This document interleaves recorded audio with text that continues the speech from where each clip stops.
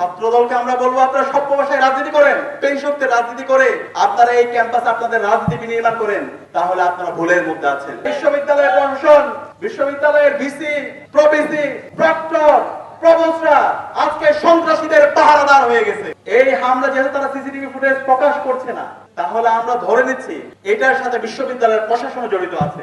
আজকে 48 ঘন্টা আমরা পার করছি, এখন পর্যন্ত আমাদেরকে সিসিটিভি ফুটেজ গুলো তারা দেখার সুযোগ করে দেয় নাই।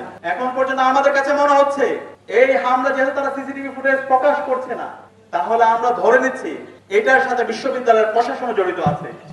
বিশ্ববিদ্যালয় প্রশাসন নিশ্চিতভাবে তাকে নির্দেশনা দিয়েছে, আমরা দুর্নীতি করব, শিক্ষার্থীরা কোনো ধরনের সমালোচনা করতে পারবে না।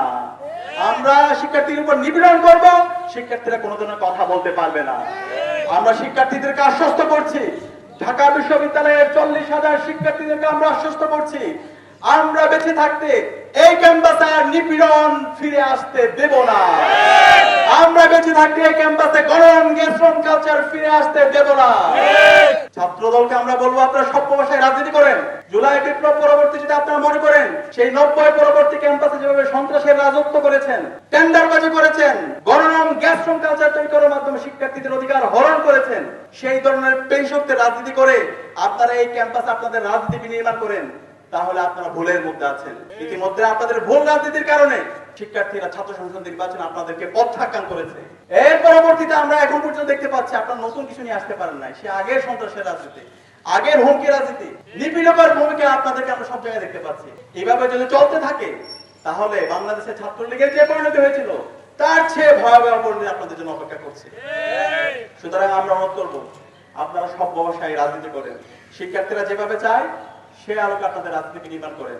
আর বিশ্ববিদ্যালয় প্রশাসনকে বলবো, আর তালবাহানা না করে দ্রুত সময়ের মধ্যে শাহবাগ থানায় যে ছাত্র দলের সন্ত্রাসীরা হামলা করেছে এবং এফএইচ হলে শিক্ষার্থীদের নির্বাচিত প্রতিনিধি যে সমস্ত ছাত্র দলের সন্ত্রাসীরা হামলা করেছে এবং যে প্রভোস্ট আমাদের শিক্ষার্থীকে শারীরিক এবং মানসিক ভাবে নির্যাতন করেছে, তাদের সবাইকে দ্রুত সময়ের মধ্যে আইনের আওতায় নিয়ে আসেন এবং বিশ্ববিদ্যালয়ে যে আইন সে অনুযায়ী বহিষ্কার করেন।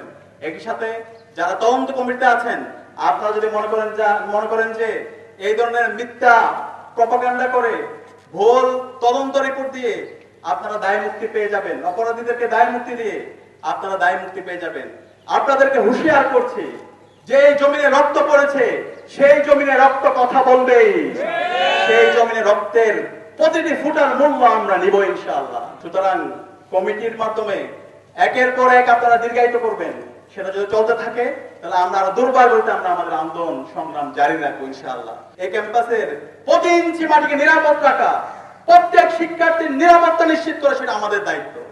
ডাকসুতে দায়িত্ব নেওয়ার পরে একজন শিক্ষার্থীকে আমাদের এই নির্বাচিত প্রতিনিধিরা অথবা হল সংসদের প্রতিনিধি নিপীড়ন করেছে, কারণ অধিকার হরণ করেছে, সেটা কেউ বলতে পারবে না। যে আমার সমালোচনা করেছে তারও আমি নিরাপত্তা নিশ্চিত করেছি।